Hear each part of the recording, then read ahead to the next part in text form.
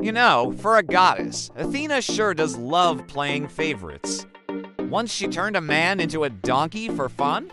Another time she helped a dude take over an entire country just because she liked his style.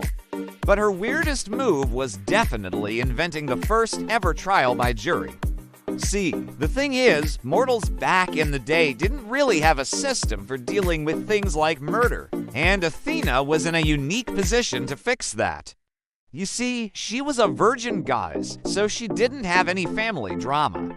Unlike her cousin, Demeter, whose daughter Persephone was kidnapped by Hades, or her sister Hera, whose husband Zeus was, well, you know, sleeping with everyone, including but not limited to mortals. So Athena was free to meddle in human affairs without worrying about any pesky familial obligations.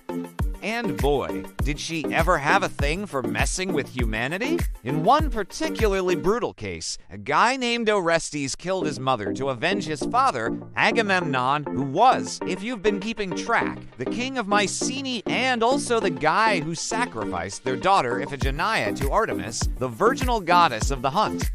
And so the curse of the house of Atreus awakened once more, and this time it was personal for Athena. You see, the curse took the form of three terrifying goddesses, the Erinyes, who were Orestes' now sworn enemies. They hunted him across the lands, and no god dared help him until Athena stepped in. Now, Athena could have easily just picked a side and ended the whole mess in a couple of hours, but she didn't. Because Athena wasn't actually a fan of the Erinyes, but she also didn't want to start a war with the big three, Hades, Poseidon, and Zeus, who all had a vested interest in punishing Orestes.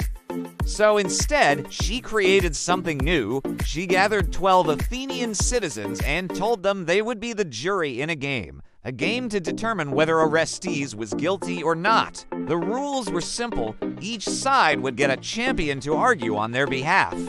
Apollo volunteered to defend Orestes, and since the Erinyes were already there, they became the accusers. And so the trial of the century began. Each side argued their point. Apollo reminded everyone that the Erinyes had driven Orestes to murder. He couldn't control his actions. Meanwhile, the Erinyes insisted that Orestes' crime was unforgivable. He murdered his own mother. The penalty for that was death.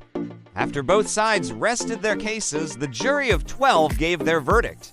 9 said he was guilty, 3 said he was not. And so the most important question in history echoed through the halls of the courthouse. Was revenge justice? Athena didn't want to decide that question, so she voted yes. And so justice for mortals was born.